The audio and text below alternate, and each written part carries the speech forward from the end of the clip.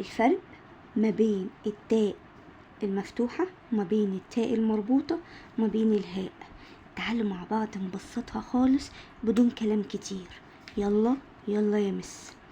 التاء المفتوحة أنا عارفة إن شكلها كده، ولو قلت للطالب أو الطفل تعالى طلع لي التاء المفتوحة هيطلعها لي عشان هو عارف شكلها، وكذلك التاء المربوطة برضو هيطلعها لي عشان عارف شكلها، وبرضو الهاء عشان عارف شكلها.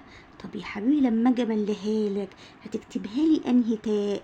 هل التاء دي اللي هي التاء المفتوحة ولا التاء المربوطة ولا الهاء؟ تعالوا مع بعض نقولها بطريقة بسيطة خالص.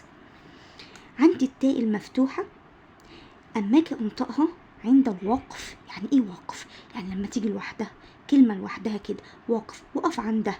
صوت وقفت. سكون. بيت وقفت. بنت وقفت. يبقى دي تاء اسمها التاء المفتوحة اللي اللي مفتوحة، اللي هي يا مس؟ المفتوحة.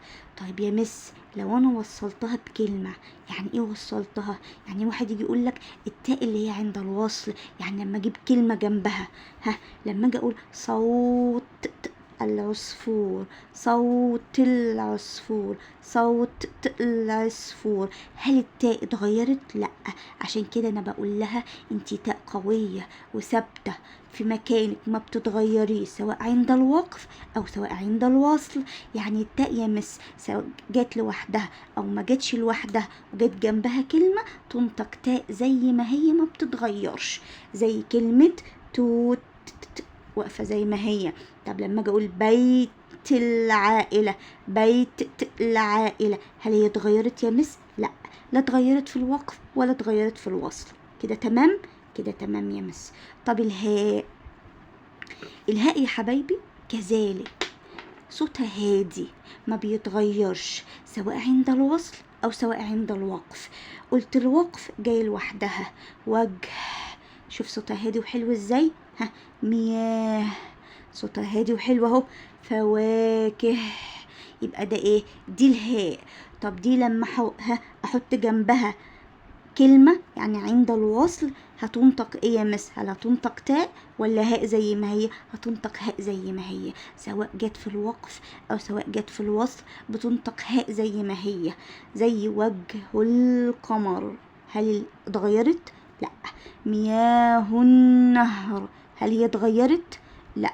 اذا الهاء والتاء المفتوحة يا مس ما بيتغيروش سواء في الوصل او سواء في الوقف. وقلت لك الوصل لما يجي جنبها كلمة.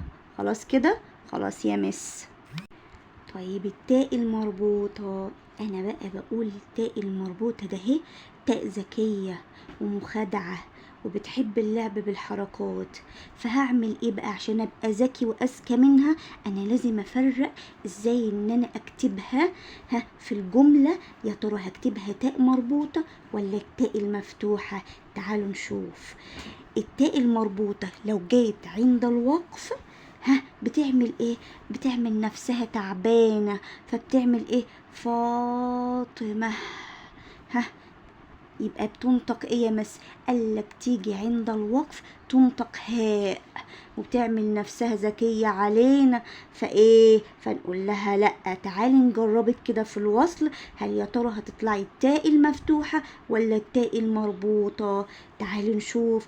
لما اقول فاطمة اللطيفة، ايه ده اتنطقت التاء ولا هاء؟ اتنطقت التاء. يبقى لما بتيجي عند الوصل تنطق تاء، اما عند الوقف تنطق هاء. طب هفرق ازاي يا مس؟ تعالى يا حبيبي، لو انا مليتك وقلت لك اكتب لي حديقة الحيوان، طب انا يا مس هكتبها تاء مفتوحة ولا تاء مربوطة؟ اعمل ايه؟ اقول لك يا حبيبي تعالى رجعها عند الوقف، لو نطقت ياء اللي هي الهاء قصدي يبقى هتعمل ايه؟ هتبقى تاء مربوطة.